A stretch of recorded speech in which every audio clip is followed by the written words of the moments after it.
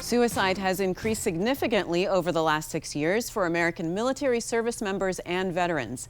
The number reached 28.7 per 100,000 service members in 2020. The Departments of Defense and Veterans Affairs are boosting their efforts to help prevent suicide and reduce rates among those groups. Alyssa Hundrup is a director on the healthcare team at the Government Accountability Office. Alyssa, welcome to the program. Thank you for having me.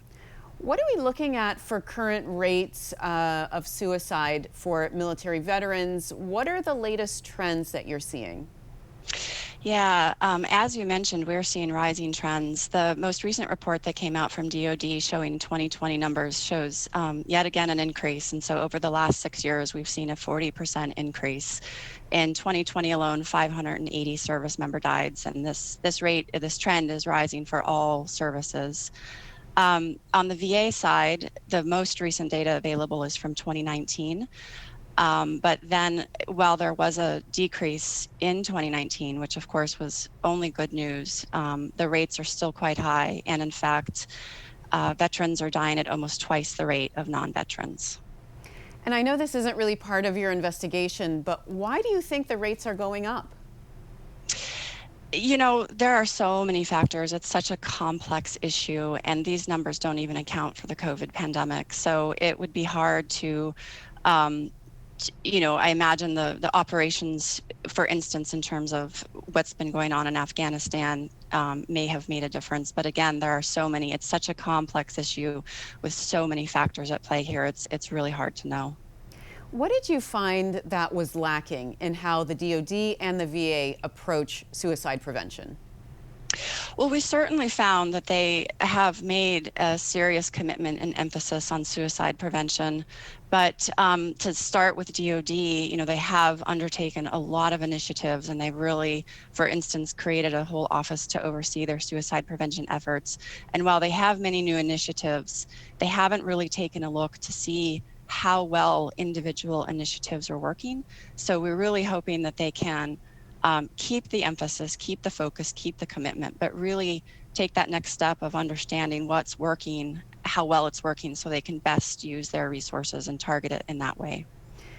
Your report mentions non-clinical efforts for suicide prevention. First, tell us what those efforts are and what you're seeing there, especially when it comes to effectiveness.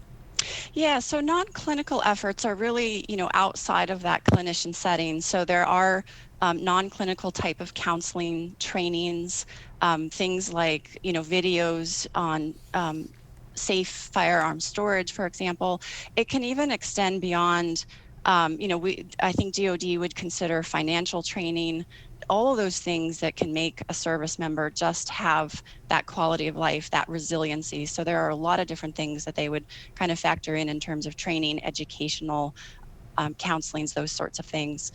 So that's where, it's a fairly broad definition for non-clinical. And I apologize, you're going to have to remind me the second part of your question. Well, how effective have they been? Right, thank you. So that is the question, and that's what we're hoping DoD will now focus at, because they have developed a framework, and so what that framework does is it allows them to look collectively across. And so, for instance, one of their the outcomes that they're looking at with this framework is creating protective environments. So with that, they have a number of different things within that kind of broader bucket, things like trainings on and then creating social norms regarding, again, I'll use safe firearm safety as or lethal firearm safety and storage as an example, since so many service members do end up dying by suicide with firearms.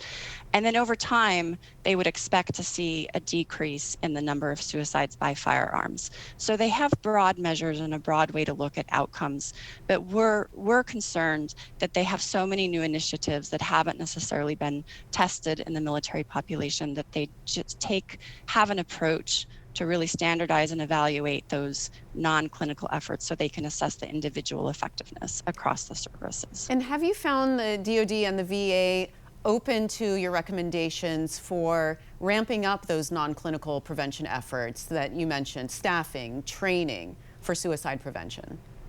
Yes, they did agree. We had 3 recommendations to DoD and 6 to VA, and these were recently made in 2020 and 2021, and they have agreed with most of the recommendations, and we're now looking at the initial steps they have taken to see how well they've addressed it, and we will continue to monitor, but they have agreed and certainly understand the importance of going that next step.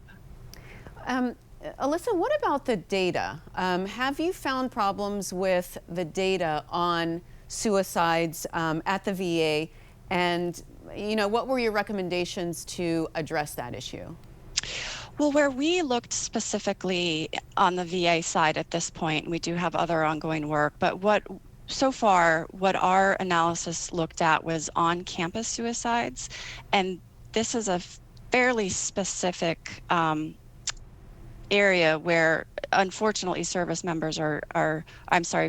are taking their own lives at facilities.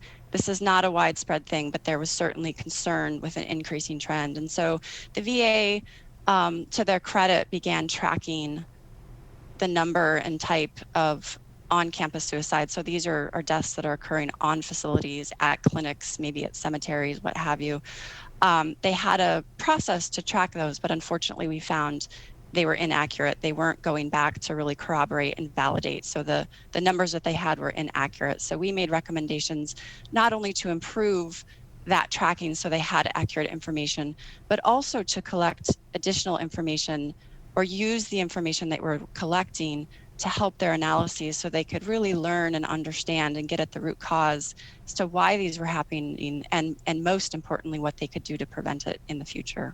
All right, well, Alyssa, thank you so much for joining us and for your work on this issue. Thank you for having me. Remember, if you are thinking about suicide or are worried about a loved one, help is always available. The National Suicide Prevention Lifeline is open 24 hours every day. You can call 800-273-8255. The number is also on your screen.